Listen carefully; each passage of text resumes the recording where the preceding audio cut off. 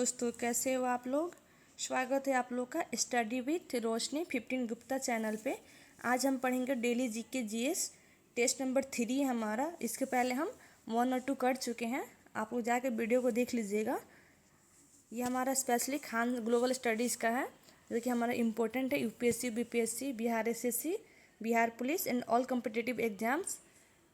तो आइए हम शुरू करते हैं क्वेश्चन नंबर 1 से।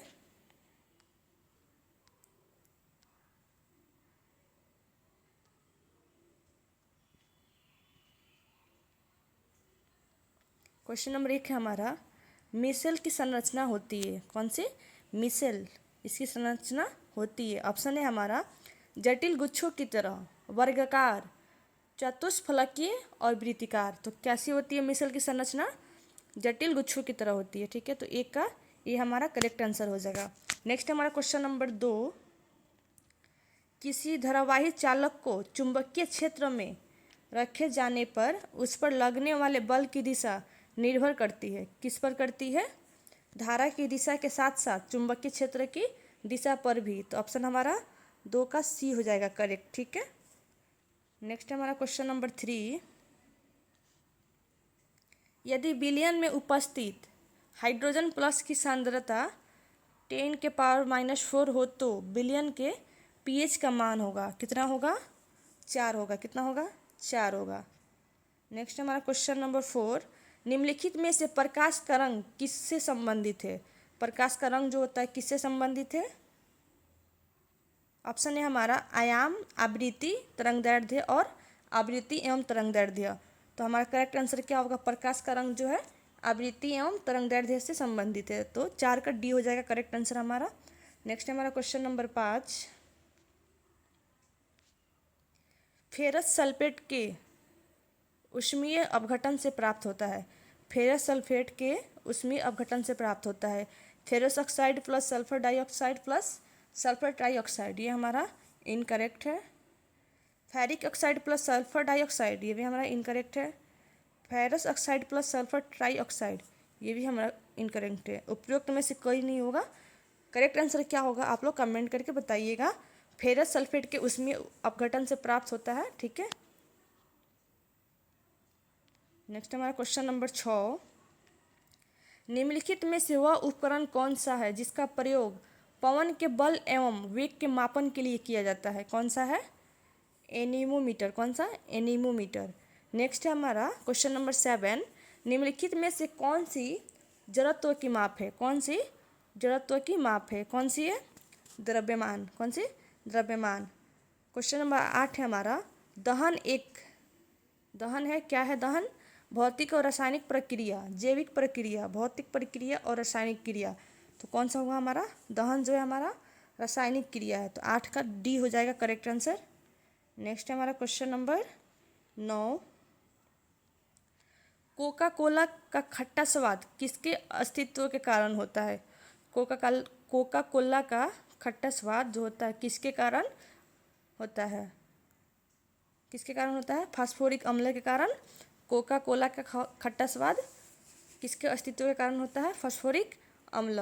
9 का बी हो जाएगा करेक्ट आंसर।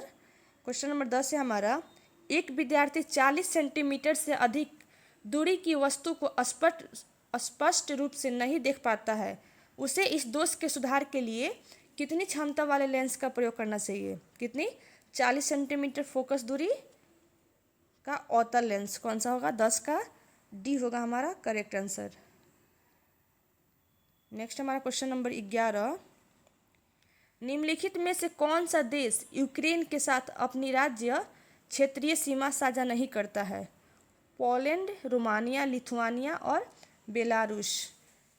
यूक्रेन के साथ अपनी राज्य क्षेत्रीय सीमा साझा नहीं करता है। कौन सा नहीं करता है? पोलैंड, रोमानिया और बेलारूस करता है। कौन सा नहीं करता है?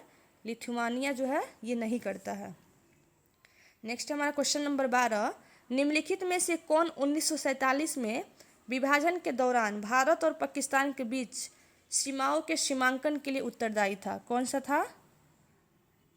Cyril Radcliffe. कौन सा? Cyril Radcliffe. 12 का ए हो जाएगा करेक्ट आंसर। नेक्स्ट है हमारा क्वेश्चन नंबर 13,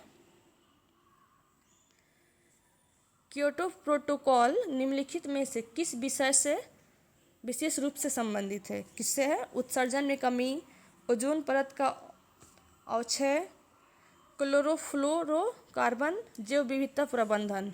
क्या होगा हमारा करेक्ट आंसर? उत्सर्जन में कमी। कब हुआ था ये? 1997 में हुआ था। नेक्स्ट है हमारा, इसका आंसर हो जाएगा हमारा 13 का ए। नेक्स्ट है हमारा क्वेश्चन नंबर 14। सिंधु जल संधि के बारे में निम्नलिखित में से कौन सा कथन सही है? पूर्वी नदियाँ शब्द का अर्थ है सतलुज, ब्यास और रावी तीनों नदियाँ। बिल्कुल सही है हमारा ये। पश्चिमी नदियाँ शब्द का अर्थ है सिंधु, झेलम और चिनाब तीनों नदियाँ। ये भी हमारा सही है। तो ऑप्शन के अकॉर्डिंग हो जाएगा 1 और 2 दोनों। 14 का सी हो जाएगा। 15 नंबर क्वेश्चन है हमारा, सिंधु नदी का निम्नलिखित सहायक नदियों में से कौन सी हिमालय से नहीं निकलती है? कौन सी नहीं निकलती है? गोमल। कौन सी? गोमल जो है ये हिमालय से नहीं निकलती है, सिंधु नदी की सहायक नदियों में से। नेक्स्ट देखते हैं क्वेश्चन नंबर 16। वायु राशियों के निर्माण के उद्गम क्षेत्र निम्नलिखित में से कौन सा है? कौन सा है? साइबेरिया का मैदानी भाग। कौन सा? साइबेरिया का मैदानी भाग। नेक्स्ट हमारा क्वेश्चन नंबर 17। मैकडोनाल्ड एवं हर्ड द्वीप स्थित है। कहाँ पे स्थित है? ये देखते हैं ऑप्शन इसका। 17 का करेक्ट आंसर हो जाएगा हमारा दक्षिणी महासागर में। नेक्स्ट हमारा क्वेश्चन नंबर 18। क्रिप्स मिशन के संदर्भ में निम्नलिखित कथनों पर विचार कीजिए। क्रिप्स मिशन में भारत के विभाजन का खाका मौजूद था। बिल्कुल सही है हमारा। इस मिशन में संविधान का निर्माण पूरी तरह से भारतीय हाथों में होना था। ये भी हमारा सही है। इस मिशन के प्रावधानों के अनुसार स्वतंत्र भारत ब्रिटिश राष्ट्रमंडल का हिस्सा बना। ये हमारा इनकरेक्ट है। 1 और 2 होगा हमारा। तो ऑप्शन के अकॉर्डिंग बी हो जाएगा। 18 का बी हो जाएगा करेक्ट आंसर। नेक्स्ट हमारा क्वेश्चन नंबर 19। संसदीय व्यवस्था वाली सरकार वह होती है जिसमें सरकार संसद के प्रति उत्तरदायी होती है और उसके द्वारा हटाई जा सकती है। 19 का बी हो जाएगा हमारा करेक्ट। 1861 के अधिनियम की प्रमुख विशेषता थी गवर्नर जनरल को आवश्यकता पड़ने पर अध्यादेश जारी करने का अधिकार दिया गया। बिल्कुल हमारा सही है। प्रांतों को स्थानीय विषयों के संबंध में कानून निर्माण का अधिकार दिया गया। ये हमारा 1861 के अधिनियम की विशेषता में नहीं था। उत्तरदायी शासन की स्थापना की गई। ये भी नहीं था। उपरोक्त सभी सत्य है। ये भी हमारा नहीं होगा। 20 का ए हो जाएगा। गवर्नर जनरल को आवश्यकता पड़ने पर अध्यादेश जारी करने का अधिकार दिया गया। नेक्स्ट हमारा क्वेश्चन नंबर 21।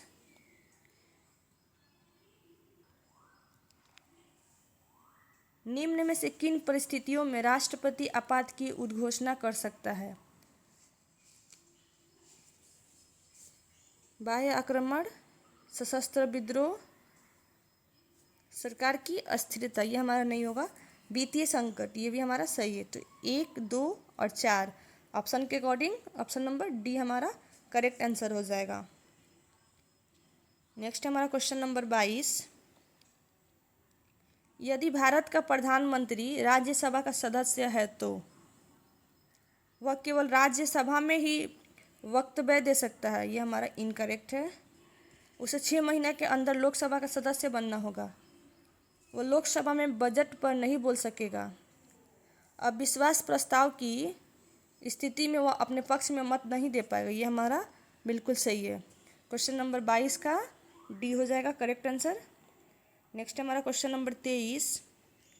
भारत का सर्वोच्च न्यायालय एक अभिलेख न्यायालय है। इसका आशय है कि क्या से इसका इसके सभी निर्णयों का साक्ष्यात्मक मूल्य होता है और इस पर किसी भी न्यायालय में प्रश्न चिन्ह नहीं लगाया जा सकता है। ऑप्शन नंबर बी हो जाएगा 23 का करेक्ट आंसर। नेक्स्ट हमारा क्वेश्चन नंबर 24। सूची 1 को सूची 2 के साथ सुमेलित कीजिए। शारदा एक्ट 1930, सती प्रथा 1829, हिंदू पुनर्विवाह 56, विवाह की आयु संबंधी अधिनियम 91। 3, 2, 4, 1 ऑप्शन के अकॉर्डिंग 24 का सी हो जाएगा हमारा करेक्ट आंसर। नेक्स्ट हमारा क्वेश्चन नंबर 25।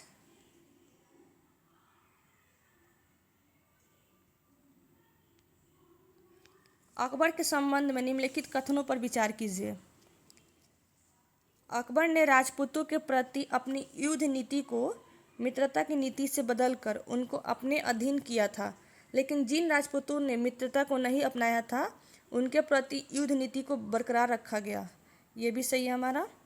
गोंडवाना विजय के गठित सेना का नेतृत्व आसफ खान ने किया था तथा उसने गोंडवाना को मुगल साम्राज्य के अधीन ला दिया था। ये भी हमारा सही है। तो 25 का 1 और 2 दोनों हो जाएगा, ऑप्शन सी। नेक्स्ट हमारा क्वेश्चन नंबर 26।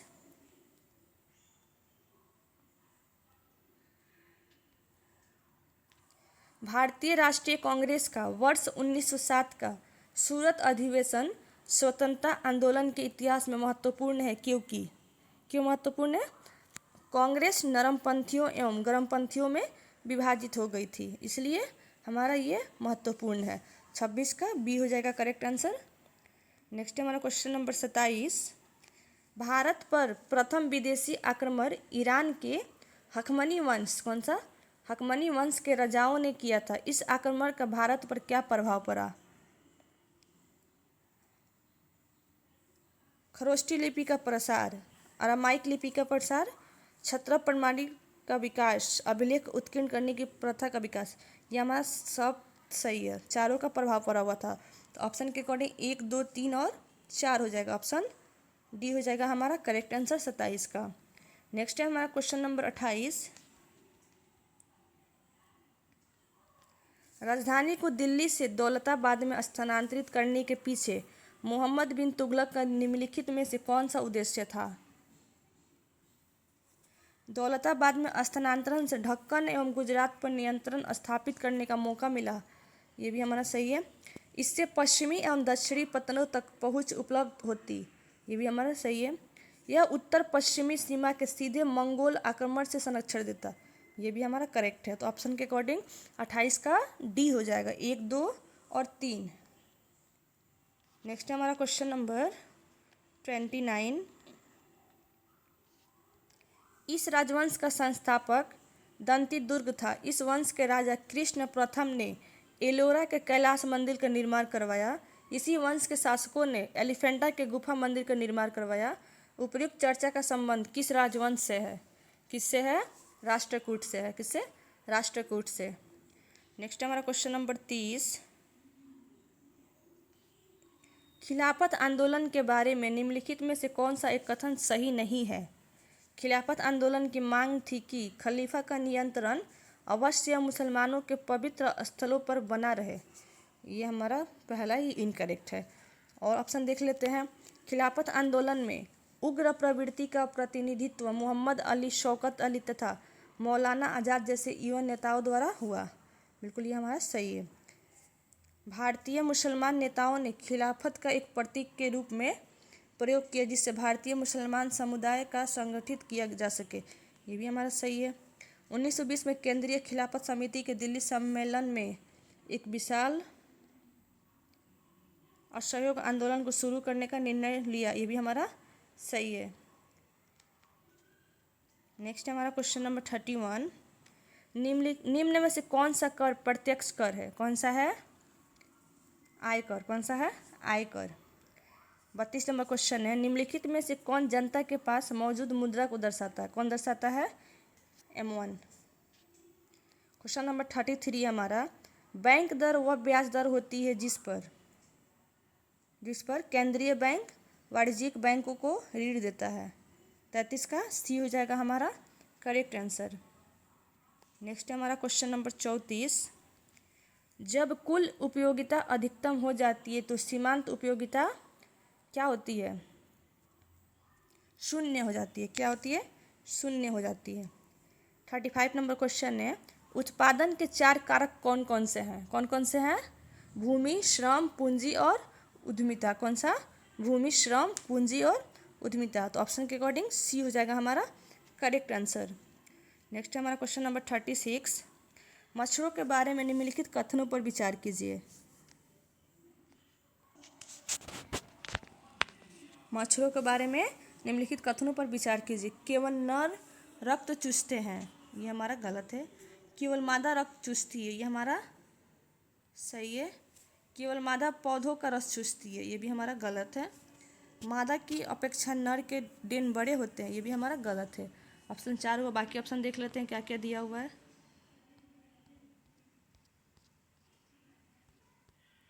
36 ये रहा।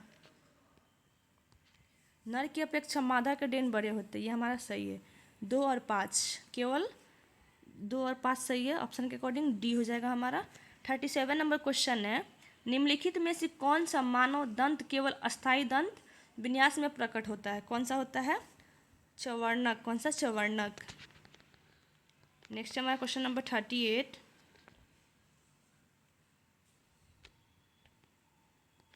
सूची 1, हड्डी को सूची 2 नाम के साथ सुमेलित कीजिए और सूचियों के नीचे दिए गए कूट का प्रयोग कर सही उत्तर चुनिए।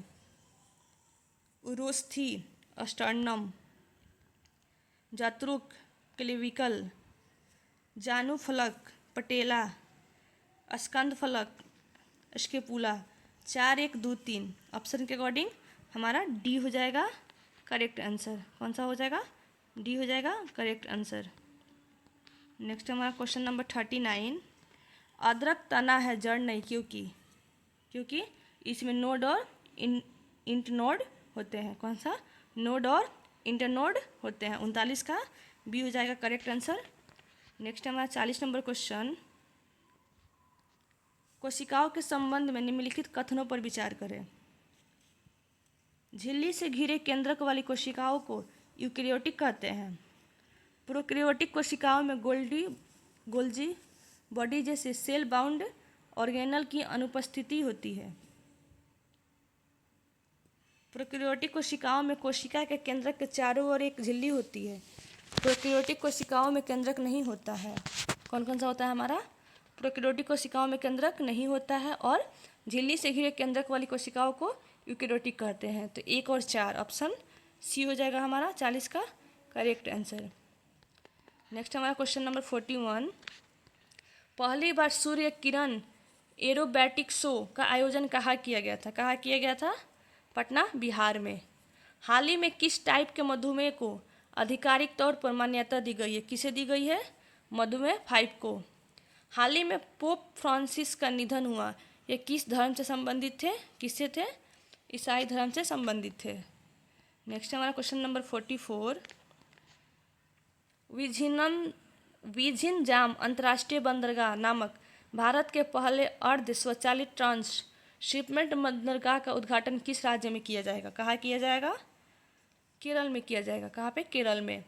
किसे एशियाई अवसंरचना निवेश बैंक AIIB का उपाध्यक्ष नियुक्त किया गया है? किसे किया गया है?